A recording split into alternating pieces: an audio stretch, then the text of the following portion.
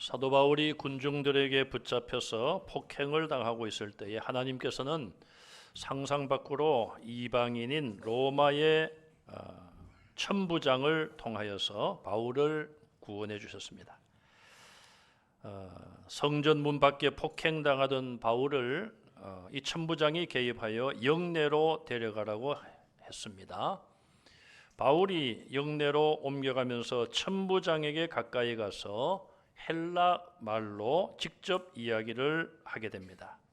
21장 37절에 가서 보니까 내가 당신에게 말할 수 있느냐, 좀 말하게 해달라 그 뜻이겠죠. 헬라어로 말을 하자 천부장이 깜짝 놀랍니다. 네가 헬라 말을 할 수 있느냐. 그러면 이전에 소요를 일으켜서 자객 4,000명을 데리고 광야로 갔던 애굽인이 아니냐, 그런 질문을 하고 있습니다. 천부장은 조금 전에 바울이 군중들에게 붙잡혀서 폭행을 당하는 것을 보고 바울이 소요를 일으킨 죄인으로 알았을 것입니다. 그 당시 헬라어는 교육을 받은 그런 사람들이 쓸 수 있는 말이었기 때문에 바울이 헬라어를 하자 깜짝 놀란 것이죠. 바울은 천부장의 질문에 나는 유대인이라고 이야기하며 고향은 길리기아 다소라고 이야기를 합니다. 그리고 직접 내가 군중들에게 말할 수 있는 기회를 달라 요청을 하고 천부장이 그것을 허락하게 됩니다. 오늘 본문 2절에 보니까 그들이 그가 히브리 말로 말함을 듣고 그랬어요. 많은 군중들 앞에서 바울이 이제는 헬라어가 아닌 히브리어로 이야기를 자기 변호를 합니다. 이 히브리어는 그 당시에 대부분 유대인들이 사용하던 아람어라고 볼 수가 있습니다.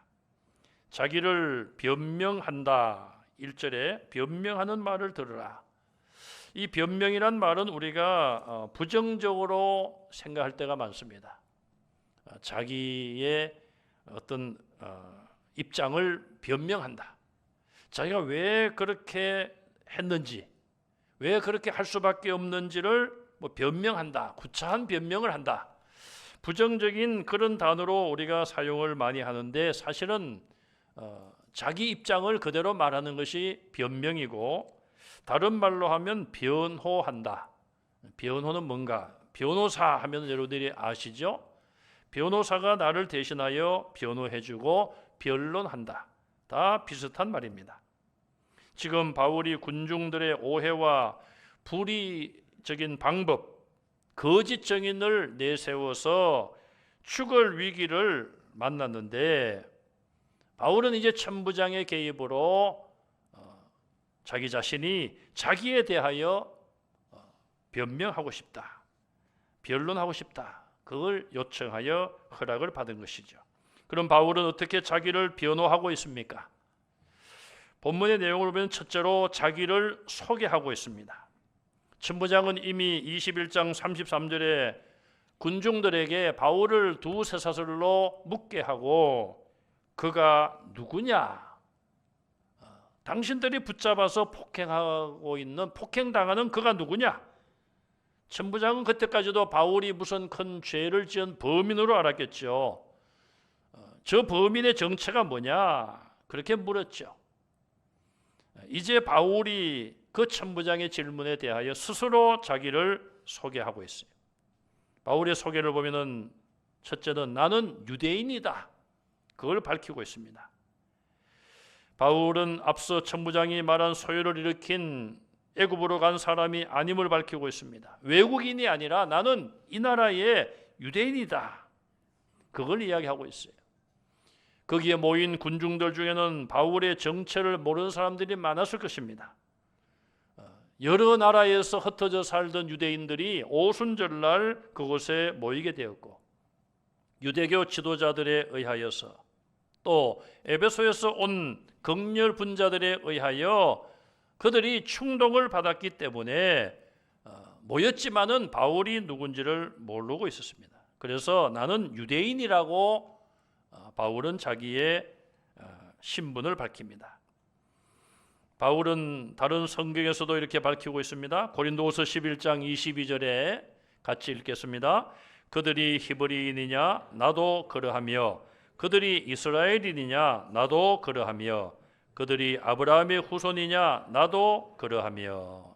여기 보면 히브리인, 이스라엘인, 아브라함의 후손 다 같은 말이에요. 또 여기에다가 유대인이란 말도 똑같은 말입니다. 하나님의 택함을 받은 선민 이스라엘 백성, 유대인인 것을 바울은 어디에서나 분명하게 밝히고 있습니다. 왜냐하면 바울은 이방 사람들보다는 오히려 동족들로부터 많은 박해를 받았습니다. 이스라엘 백성들은 외국 사람에 대하여 이방인으로 말하며 그들을 업심여기고 그들을 무시했습니다. 바울은 당당하게 나는 외국 사람이 아니다, 유대인이다, 이스라엘 사람이다 밝히고 있어요. 두 번째로 나의 고향은 길리기아 다소인 것을 소개하고 있습니다. 이 길리기아 다소는 길리기아라는 지방, 그 지역에 있었는데 로마의 속국이었습니다. 이스라엘의 북쪽 끝까지 올라가서 서쪽으로 좀 가면 이 길리기아가 있었습니다. 지금 터키로 말하면은 남동 쪽에 위치한 곳입니다. 지리적으로는 이스라엘의 영토가 아니라고 볼 수 있어요. 그러나 그 당시에 이스라엘 백성들은 이미 많이 흩어져서 주변 국가에 살고 있었습니다. 그래서 아마 이 바울의 선조도 어느 때부터인지는 모르지만은 그런 외국에, 이스라엘에 근접한 외국에서 살고 있었지만 분명한 것은 이스라엘 사람이 분명합니다. 바울은 그곳에서 태어났을 뿐이고 다른 유대인들도 바울이 다소 출신의 유대인인 것을 알고 있었습니다. 세 번째로 바울은 자기를 소개하면서 가버리엘 문하에서 우리 조상들의 엄한 율법 교육을 받았다, 그렇게 소개를 합니다. 여기 가버리엘이라는 이름이 등장을 합니다. 사도행전 5장 34절 말씀을 읽어봅니다. 바리새인 가버리엘은 율법 교사로 모든 백성에게 존경을 받는 자라. 공회 중에서 일어나 명하여 사도들을 잠깐 밖에 나가게 하고. 자, 가말리엘이라는 이름이 사도행전 5장 34절 우리가 이미 과거에 봤습니다. 그 당시에 사두개인들이 예수님의 제자 사도들을 옥에 가두고 죽이려고 했을 때에 이 가말리엘이 개입을 하여 사도들을 결국은 살게 한 그런 사건이에요. 그만큼 가말리엘의 영향력이 크다는 것이죠. 그는 유명한 7명의 율법 랍비 중에 한 사람이었어요. 그래서 많은 후대들과 그 당시의 유대인들, 동족들로부터 존경을 받은 사람이에요. 바울은 내가 그 가말리엘의 문하다. 자, 문하에서 이 문하란 말이 뭔가? 이 하자가 문화할 때 그런 하자가 아니고 아래 하자로 아마 쓸 것 같습니다. 신명기 33장 3절을 보시면은 이런 말씀이 있는데 같이 읽겠습니다. 여호와께서 백성을 사랑하시나니 모든 성도가 그의 수중에 있으며 주의 발 아래에 앉아서 주의 말씀을 받는도다. 자, 문하라고 그랬죠? 아래에. 여기 보면 마지막 부분에 나오는 말씀, 주의 발 아래에 앉아서 주의 말씀을 받는도다 그랬어요. 말씀을 받는 겸손한 모습을 표현하고 있어요. 주님의 발 아래에 앉아서 주님의 말씀을 받습니다. 주님의 제자란 것이죠. 이게 문하란 의미예요. 발 아래에 앉아서 배운다. 직계 제자라 그렇게 표현할 수 있습니다. 이처럼 바울은 유명한 존경받는 가말리엘의 직계 제자임을 그가 소개를 하고 있습니다.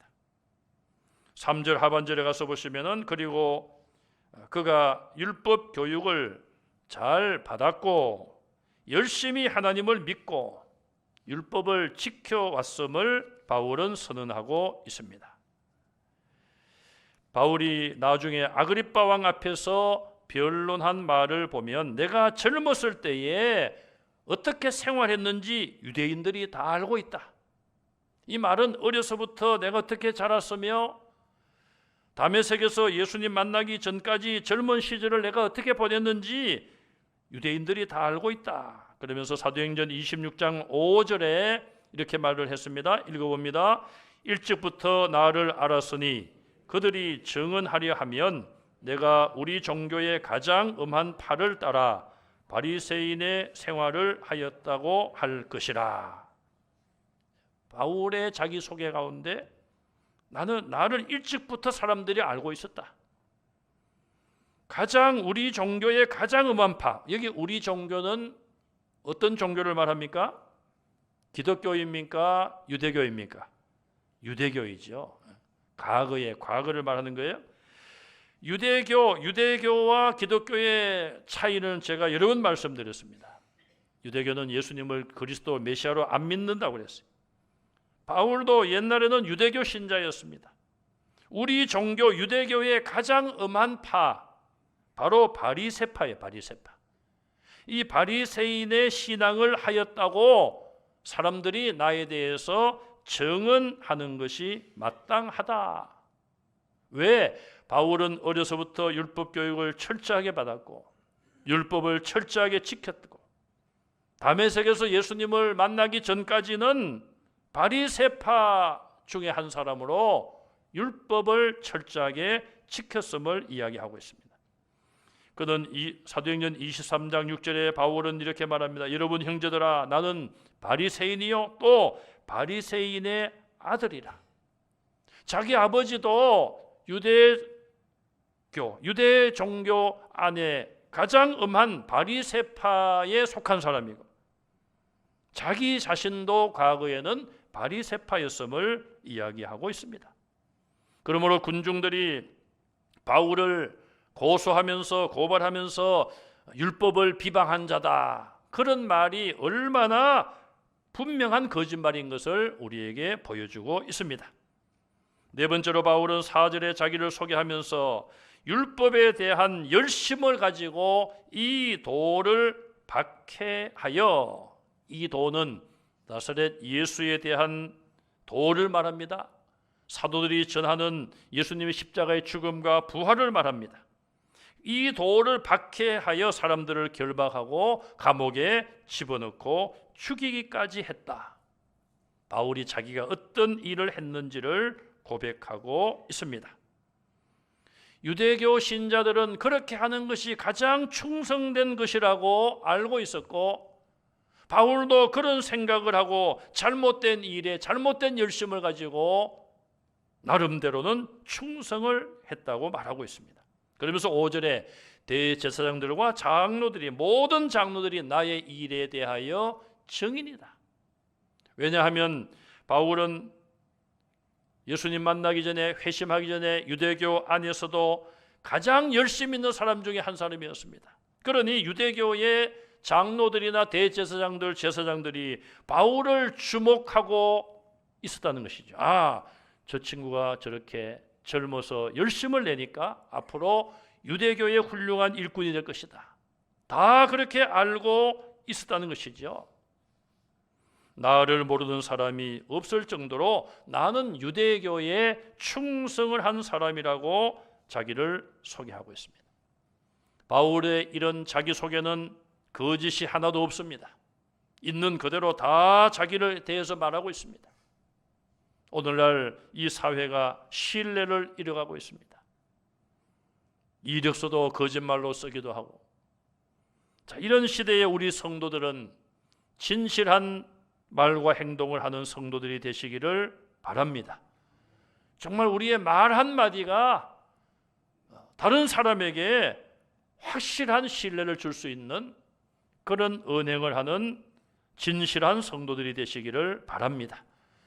내가 예수님을 믿는다는 것, 내가 목사라는 것 왜 밝히기를 주저합니까? 어디에서나 어떤 상황 속에서나 내가 예수 믿는 걸 밝히면 내가 손해를 당하고 박해를 당하고 때로는 생명의 위협을 당할지도 모르는 그런 상황 속에서라도 나는 예수님을 믿습니다. 예수님은 나의 구주요, 나는 예수님의 제자입니다.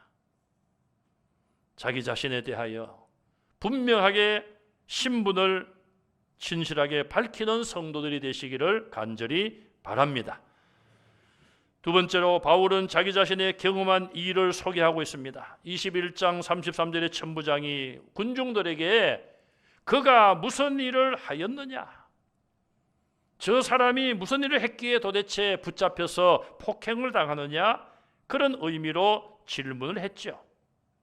바울은 이제 그 질문에 대하여 대답을 하면서 먼저 자기의 경험을 소개하고 있습니다.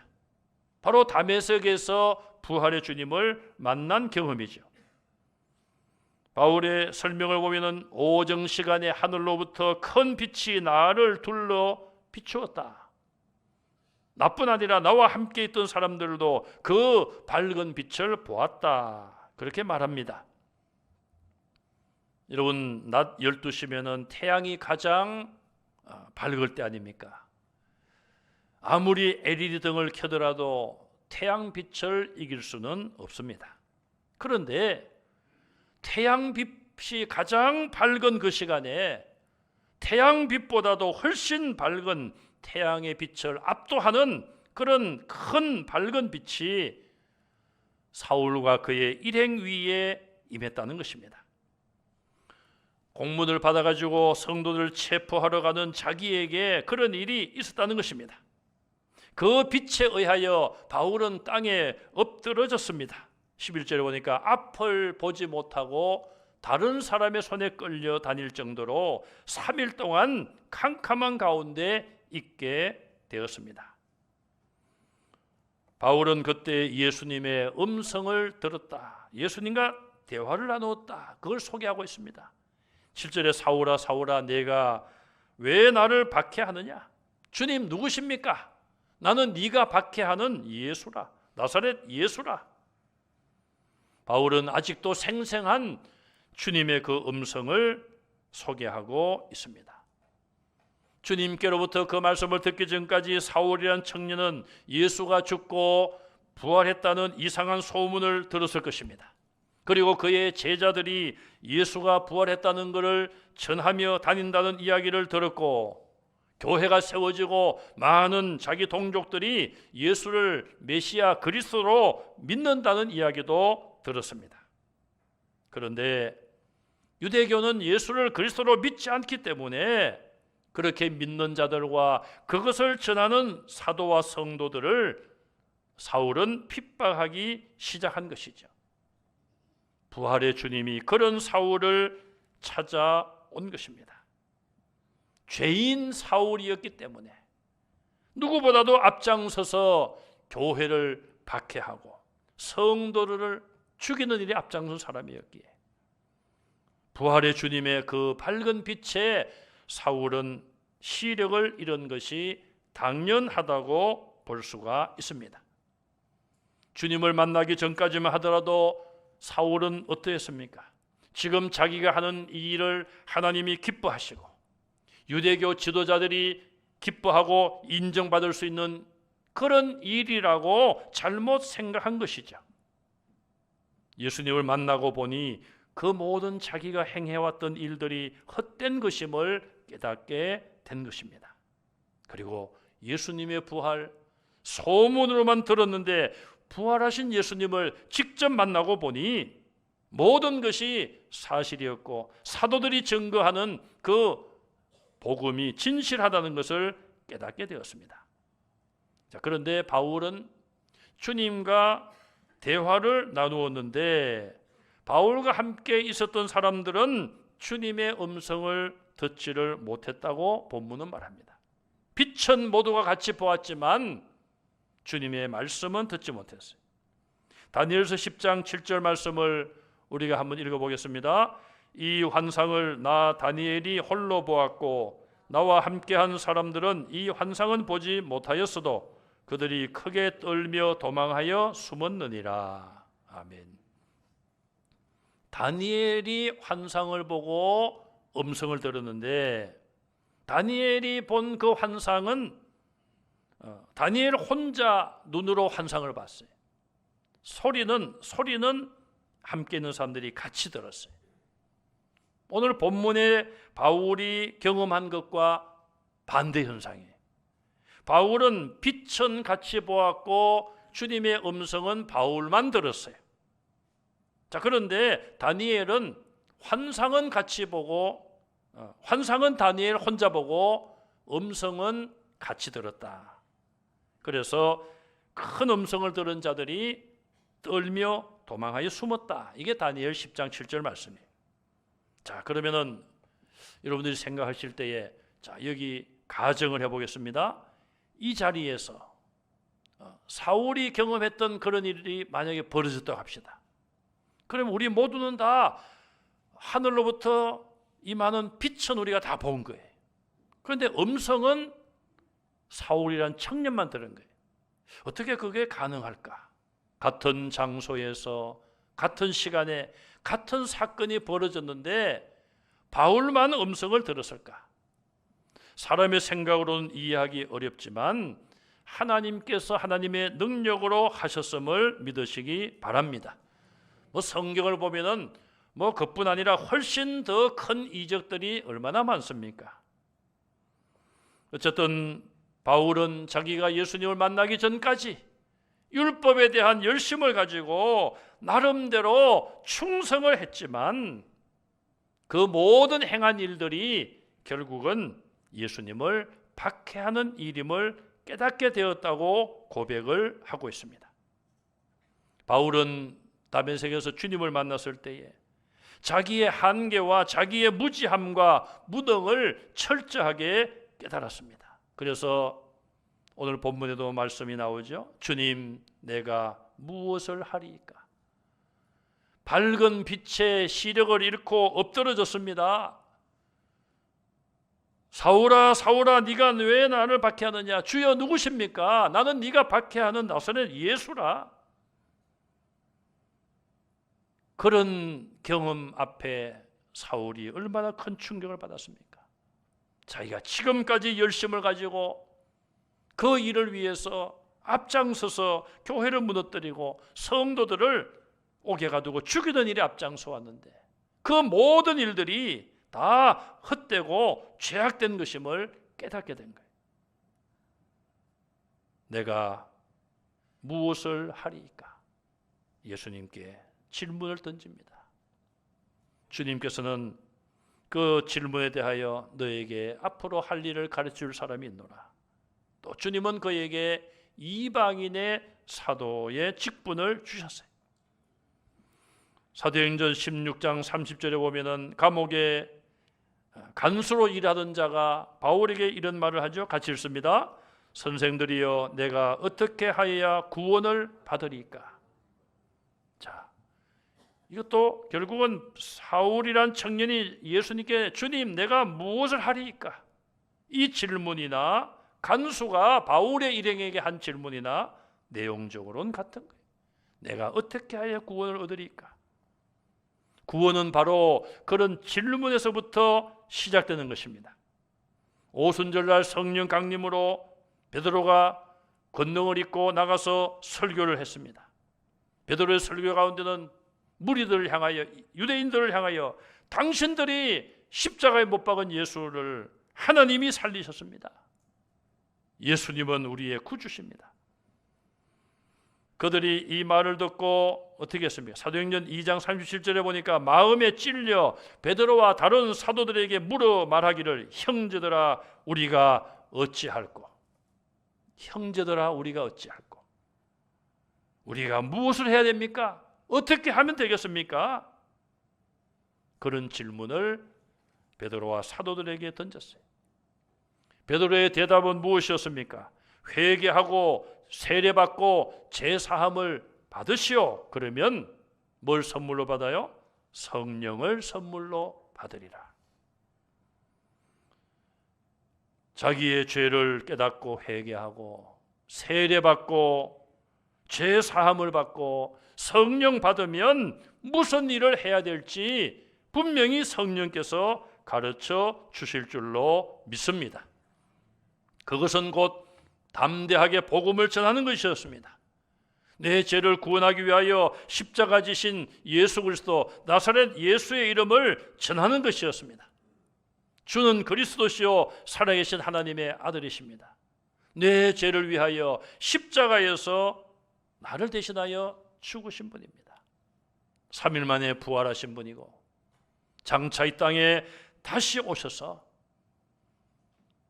영생할 몸으로 변화된 몸으로 부활한 성도들을 하나님 나라로 데려가서 영원히 영생을 주시는 그런 예수 그리스도, 그분을 내가 믿습니다. 그리고 내가 믿는 그분을 주님이 나를 부르실 때까지 그 이름을 전하겠습니다. 이것이 바로 성도가 해야 될 일인 줄로 믿습니다. 그가 무슨 일을 하였느냐? 바울은 내가 주님 만나기 전까지 한 모든 일들은 다 잘못된 것이요 헛된 일이었습니다. 주님 만난 이후에 주님이 내게 주신 일들을 했습니다. 그것이 바울의 대답입니다. 오늘 나는 누구인가? 다른 사람들이 저 사람은 누구인가? 그렇게 말할 때에 우리가 내가 누구인지를 분명하게 밝힐 수 있는 성도들이 되시기를 바랍니다. 저 사람이 무슨 일을 했느냐? 당신이 무슨 일을 했느냐? 그렇게 물을 때에 내 의지와 내 경험과 내 판단으로 내가 하고 싶은 일에 열심을 가지고 한 일이 아니라 그것은 다 부인하고 주님이 원하시고 주님이 내게 주신 일들을 부족하지만 감당했다고 고백할 수 있는 충성된 증인들이 다 되시기를 주님의 이름으로 축원합니다. 기도하겠습니다. 하나님 감사합니다. 내가 누구인지 사도 바울과 같이 정직하게 밝힐 수 있는 우리 모두가 되게 하여 주시고 또 내가 주님 만나기 전에 했던 모든 일들은 다 헛된 것이요 주님 주신 일들 끝까지 감당하기 위하여 최선을 다하는 우리 성도들 되게 하시고 성령의 능력을 더입혀 주셔서 증인의 사명을 잘 감당할 수 있도록 은혜 더하여 주옵소서. 어제 결혼한 우리 하나님의 아들, 딸 하나님께서 그 앞길을 예비하시고 눈동자와 같이 지켜주시며 믿음의 가정, 소망의 가정, 사랑의 가정을 세워가게 하시고 우리 교회에서 믿음으로 자라고 있는 청년들 또 학생들, 어린이들 주님 저들의 장래를 복주시기를 원합니다. 믿음으로 말씀으로 자라게 하시고 주님의 사랑으로 자라서 이 사회와 교회를 변화시켜 나가는 귀한 일꾼들 되게 하시고 또 우리 청년들에게 소망을 주시며 저들의 직장 생활과 또 군에가 있는 청년들, 해외에 있는 청년들 어디 있든지 지켜주시고 주님의 영광 위하여 살아드릴 수 있도록 인도하여 주옵소서. 예수님 이름으로 간절히 기도하옵나이다. 아멘.